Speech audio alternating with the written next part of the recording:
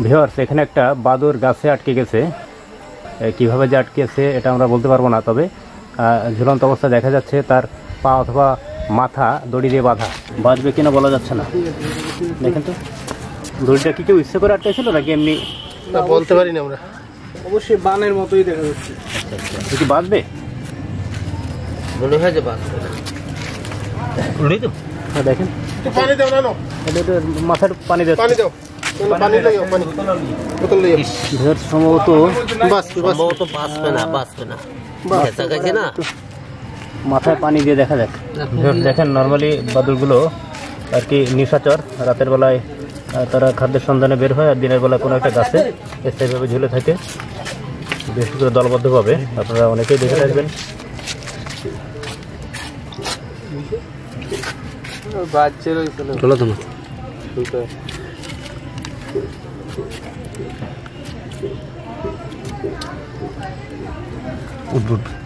বাঁচতে পারে আল্লাহ। দেখেন, ভাই চেষ্টা করতেছে।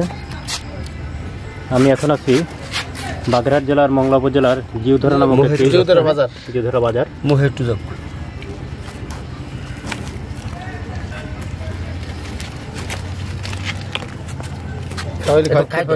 দেখেন তো পানি খাই কিনা।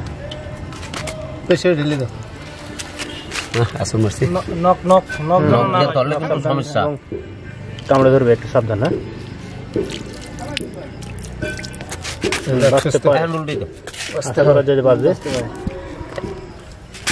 মনে হয় যে গাছের লগে ঝুলে গেলে মনে হয় ভালো হইছে।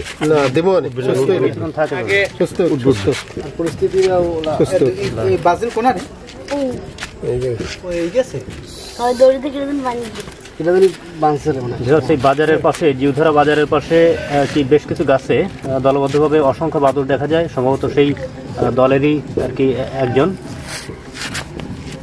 একটা চোখের সমস্যা, সম্ভবত চোখের সমস্যা, একটা চোখের সমস্যা, একটা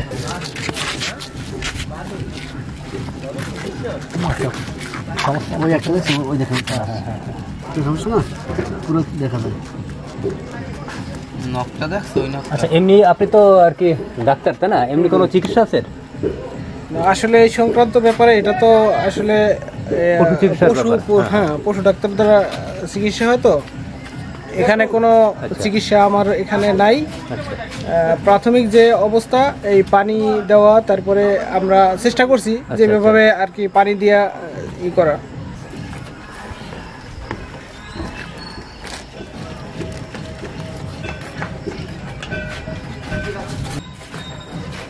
দড়িটা দেখে মনে হলো বাধাই, মানে কেউ বেঁধে দিচ্ছে। বাধা অবস্থা দেখে যেটা মনে হলো, শয়তানি করে কোনো হয়তো কে বাচ্চা ফলাপান করতে পারে, কিন্তু আমরা যতটুকু জানি বাদুড় আসলে মানুষের কোনো ক্ষতি করে না। দেখেন, বাদুড়টিকে উদ্ধার করার জন্য এখানে বেশ কিছু মানুষ, লোকাল পিপল আর কি, বিশেষ করে এই ভাই, উনি আসলে চেষ্টা না করলে বা কাউকে না জানালে এটা সম্ভব হতো না। আপনাদের যদি উদ্দেশ্য বলতে চাই যে আসলে এরকমের নিশাচর প্রাণীদের, এবং আমরা প্রাণী সংরক্ষণের জন্য সবাই চেষ্টা করব যাতে আমাদের বাংলাদেশটা এরকমের বন্য প্রাণী থেকে শুরু করে তারপরে পশু পাখি সব যেন অভয় আশ্রম থাকতে পারে সারা বাংলাদেশে। আমি এখন যে এলাকাতে দাঁড়িয়ে আছি, এই এলাকার মানুষদের এই বোধটা একটু বেশি থাকার দরকার, কারণ পাশেই সুন্দরবন, যেখানে বিচিত্র প্রাণের সমাহার। তো অবশ্যই তাদেরকে এই বিষয়ে সচেষ্ট হওয়া উচিত। এবং আমার মতে, আমি তো সুন্দরবন এলাকায় ঘুরে দেখেছি, সবাই আসলে যথেষ্ট সচেতন। ওটাকে এখন একটা টিনের উপর অর্থাৎ চালের উপর উঠিয়ে দেওয়া হবে, যাতে এখান থেকে আর কেউ ওর কোনো অনিষ্ট না করতে পারে বা সমস্যা না করতে পারে। এই গাছে একটা ফলও আছে, একটা নিরাপদ জায়গা দেওয়ার চেষ্টা করা হচ্ছে। থাকবে, ঝুলে থাকবে। চালের উপর দিলে বেশি ভালো হতো না, এইভাবে থাকলে ভালো হবে। থাকলে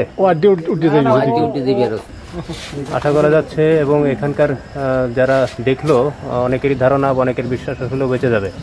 আমরা প্রথমে ওকে যে অবস্থা দেখেছি, মনে হচ্ছিল যে মারাই গেছে, মারা যাবে, এখন অনেক সুস্থ। দেখেন, এই মহৎ কাজে অনেকে এখানে উপস্থিত ছিল। এনারা এই বাজারেরই বা বাজারের আশেপাশের বাসিন্দা, এই জিউধরা এলাকার বাসিন্দা। ও যে আসলে অনেকটাই সুস্থ, আপনারা দেখলে এখন বুঝবেন। ওকে আমরা যেখানে ঝুলে রেখেছিলাম সেখান থেকে বেশ খানিকটা সরে গেছে, তো এখন মুভ করতে পারছে। আসলে আমরা সবাই চলে গেলে ও সম্ভবত এখান থেকে আর কি চলে যাবে অনায়াসেই।